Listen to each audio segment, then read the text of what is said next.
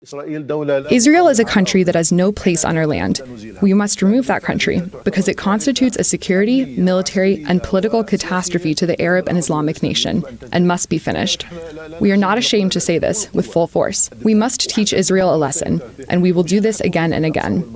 The Alaska flood is just the first time, and there will be a second, a third, a fourth, because we have the determination, the resolve, and the capabilities to fight. The occupation must come to an end. Occupation where? In the Gaza Strip? No, I am talking about all the Palestinian lands. Does that mean the annihilation of Israel? Yes, of course. The existence of Israel is what causes all that pain, blood, and tears. It is Israel, not us. We are the victims of the occupation, period. Therefore, nobody should blame us for the things we do. On October 7th, October 10th, October 1 million, everything we do is justified. Well, during those 20 years, while we were mastering the art of hunting terrorism, hunting terrorists in mountains in Pakistan and Afghanistan, what were our global power competitors doing? Was Russia engaged in the global war on terror?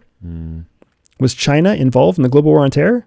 So all the hundreds of billions of dollars that we spent in that war, we spent in a war that was a giant distraction for us that gave our closest near-peer competitors 20 years to invest their money and grow to become a larger threat than we were even aware they were becoming, right? And then China, all of a sudden, China has multiple aircraft carriers and they're launching aircraft from aircraft carriers and they can project power into the South Asian seas.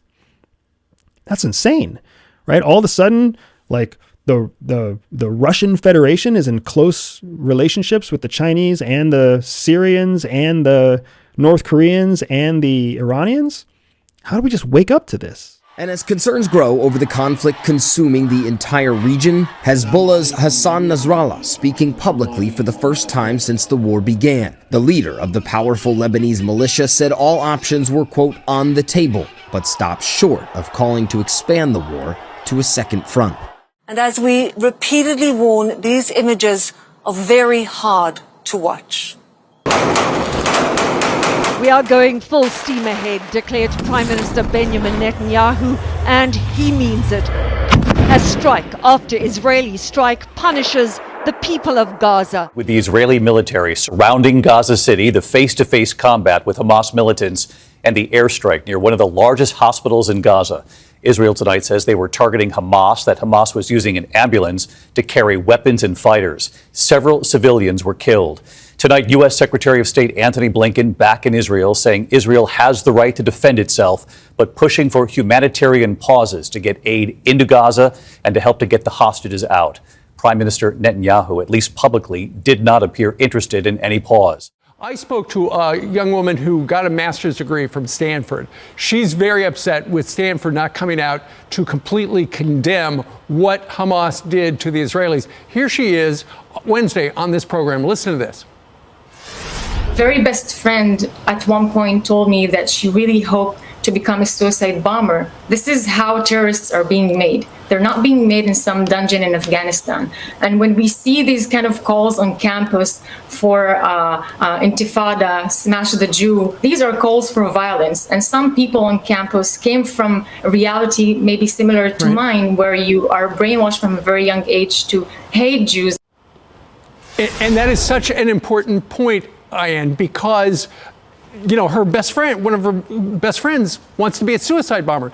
Because when you grow up in certain parts of this world, you are raised to want to kill Jewish people.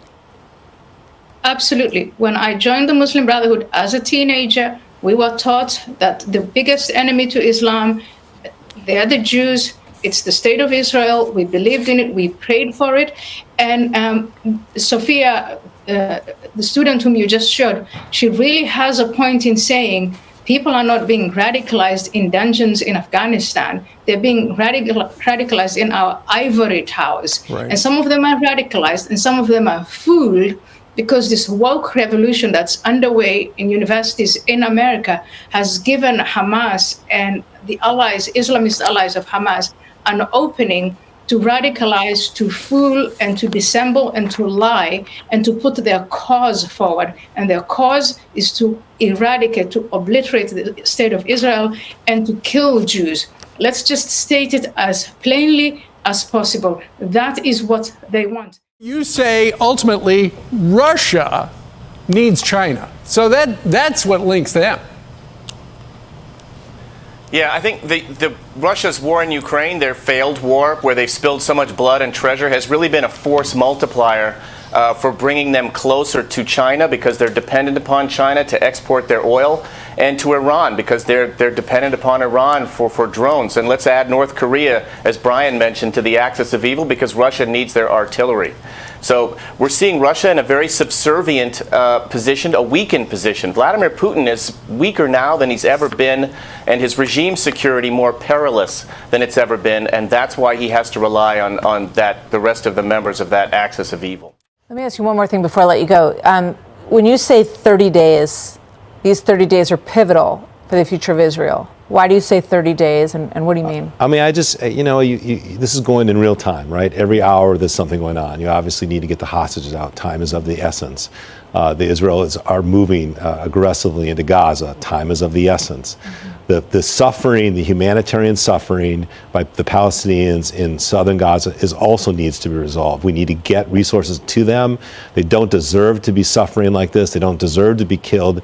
And consequently, that's what we need to focus on. So there's a limited amount of time. It's got to be focused on, and this is going to be an exceptionally important 30 days.